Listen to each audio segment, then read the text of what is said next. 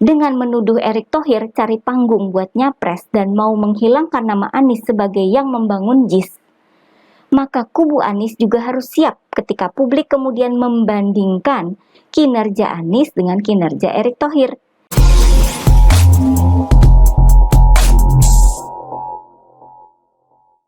Jangan dipolemikan antara JIS dan U17.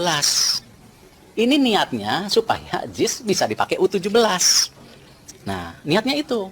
Kalau FIFA datang hari ini, ayo salaman saya, dicoret. Dicoret. Gitu. Nah, nawaitu niat baik ini yang kita ingin memastikan JIS ini bisa menjadi bagian kualifikasi. Halo guys, kembali bersama saya Nina Nur. Kita akan mengulik dunia politik dengan awas, waras, dan cerdas. Renovasi Stadion JIS terus saja diributkan oleh kubu Anies Baswedan. Mereka ini sudah kayak cacing kepanasan ya. Omongannya pun udah ngawur dan absurd. Padahal yang mereka protes itu apa ya? Rencana pemerintah memperbaiki JIS agar bisa masuk standar FIFA, agar bisa dipakai untuk keuntungan bersama bangsa dan negara ini. Malah dituduh politisasi, dituduh sebagai upaya menjegal Anies. Gak nyampe otak kita. Ini ya, awalnya kubu Anies bilang bahwa JIS sudah melampaui standar FIFA. Yang ngomong itu pendukung Anies garis keras, yang juga mantan komisaris Ancol.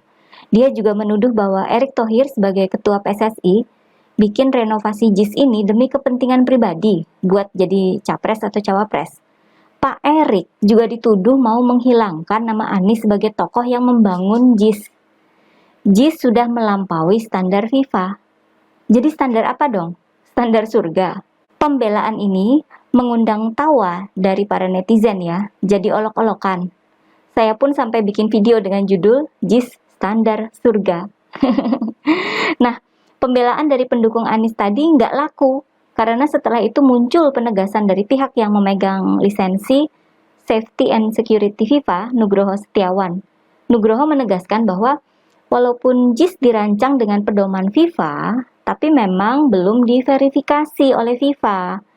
Ada beberapa kekurangan yang harus disempurnakan, yang sudah diketahui sejak September tahun lalu, ketika ada survei lapangan oleh PSSI, Jakpro, dan perwakilan Persija.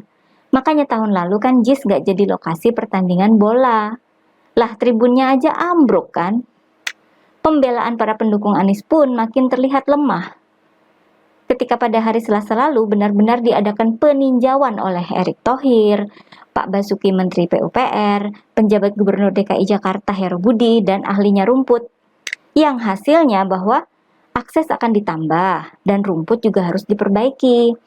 Biaya perbaikan rumput ini diperkirakan mencapai angka 6 miliar rupiah. Anies makin kelihatan jelek ya.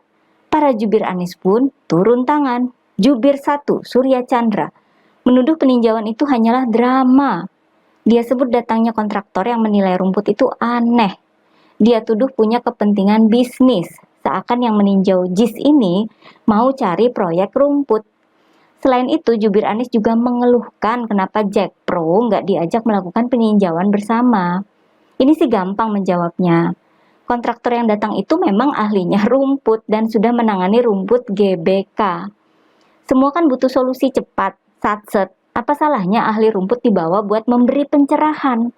Soal proyek itu bakal melewati prosedur dan aturan dong. Nggak bakal ada seperti kontraktor proyek revitalisasi Monas 71 miliar rupiah yang dulu sempat heboh karena alamatnya di perkampungan. Jangan disamakan dengan proyek-proyek Anies di Jakarta dulu yang ngabisin anggaran tapi manfaatnya nggak jelas. Masih ingat kan anggaran lem Aibon 82 miliar rupiah? Kalau soal Jakpro, kan Jakpro sudah pernah melakukan survei lapangan tahun lalu. Sedangkan yang sekarang ini Gubernur DKI langsung yang turun tangan. Salahnya di mana? Merasa tidak cukup, jubir Anies yang satu lagi, Sudirman Said, juga ikutan ngomong. Dia menuduh pemerintah pusat terus mencari-cari kekurangan Anies, mengaitkannya dengan upaya penjegalan. Dia juga mempertanyakan kenapa Menpora tidak memasalahkan stadion-stadion lain. Ini juga gampang menjawabnya, tinggal cek rekam jejak Erick Thohir. Pak Erick sudah pernah memeriksa kesiapan Stadion Jakabaring di Palembang. Walaupun dianggap baik, namun Pak Erik minta perbaikan ruang VIP, control room, dan bangku-bangku penonton. Erick Thohir juga meninjau Stadion Iwayan Dipta di Bali. Hasilnya, ada pembenahan yang harus dilakukan di bagian lahan parkir dan ketersediaan listrik. Gak ketinggalan, Stadion Gelora Bung Tomo di Surabaya juga dicek sama Pak Erik dan tidak luput dari kekurangan, yakni soal pengaspalan tempat parkir dan penyulaman rumput. Renovasinya sudah selesai dong ya, sudah standar FIFA dan sudah siap digunakan. Dan beberapa stadion lainnya. Siapa sih yang gak percaya sama kinerja Pak Erick Thohir? Para pecinta bola tanah air pasti sudah sangat percaya pada kredibilitas seorang Erick Thohir ya. Sudah sibuk ngurusin BUMN, Pak Erick masih sanggup ngurusin PSSI dengan segala beban persoalannya. Bahkan sudah berhasil mendatangkan timnas Palestina dan Argentina ke Indonesia yang menghasilkan pertandingan yang memuaskan para penonton.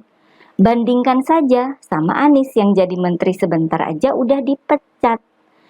Dengan menuduh bahwa pemerintah mempolitisasi JIS untuk menjegal Anies, dengan menuduh Erick Thohir cari panggung buat nyapres dan mau menghilangkan nama Anies sebagai yang membangun JIS, maka kubu Anies juga harus siap ketika publik kemudian membandingkan kinerja Anies dengan kinerja Erick Thohir. Ini konsekuensi, berani lempar tuduhan harus berani pula menerima konsekuensinya. Jadi senjata makan tuan. Publik melihat Erick Thohir sebagai tokoh yang mendatangkan timnas Argentina dan membereskan segala masalah di PSSI.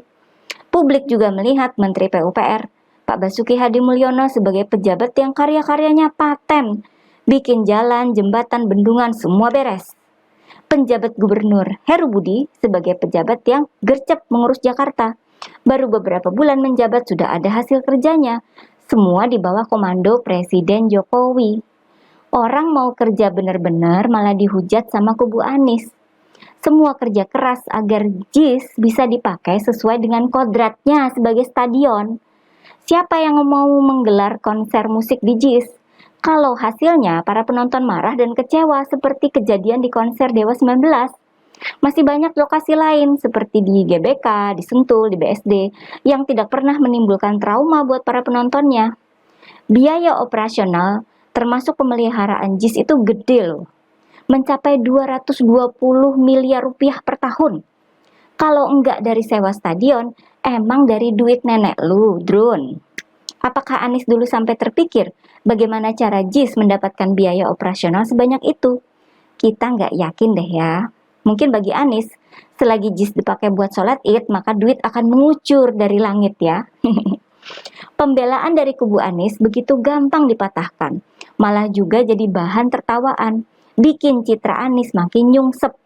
JIS itu sudah kayak kartu mati, apalagi kalau Anies sampai dibandingkan dengan Erick Thohir. Ini konsekuensi yang tidak dapat dielakkan. Anies jadi makin terpojok. Masa capres kalah pamor dengan menterinya Pak Jokowi? Kayak gitu masih mau nyapres di 2024? Cius. Begitulah stadion-stadion. Oke guys, jangan lupa like dan subscribe channel Siwar TV ya. Kura-kura memang juara. Sekarang tiba-tiba Pak Anies bangunin stadion. Dan kita bahagianya luar biasa. Bahagianya luar biasa karena dibangunin stadion yang megah banget. Tapi ketika kita launching gitu, disitulah kita menemukan beberapa hal yang ternyata belum dilengkapin. Misalnya gitu, akses masuk. Dari tadi kan bicara soal akses masuk. Yang paling ngerasain kan kita. Kita nih penonton bola yang paling ngerasain. Pada saat launching, akses masuk yang dibuka hanya Ram Barat. Padahal ada Ram Timur. Kita nggak tahu kenapa Ram Timur waktu itu nggak dibuka. Hanya Ram Barat yang dibuka. Anggota kita datang ke sana, penuhnya, kreditnya itu luar biasa. Sehingga saya malah khawatir gitu. Kan saya memikirkan kepentingan keselamatan dan kenyamanan anak-anak Jakmania. Ketika saya melihat seperti ini, wah, saya nggak berani untuk main lagi di sini. Mungkin ada yang bisa bantu muter videonya. Saya naik ke atas mobil pemadam dan saya coba rekam pakai HP saya. Kondisi bagaimana ketika anak Jakmania main. Ini kondisinya kayak gini. 19, lihat kondisinya kayak gini. Lihat ini jembatan. Ini akses masuknya nggak bisa satu ini. Lihat, kasihan kan ibu-ibu. Bawa anak kecil, bapak-bapak, gendong anak. Kasihan masuknya kayak gini.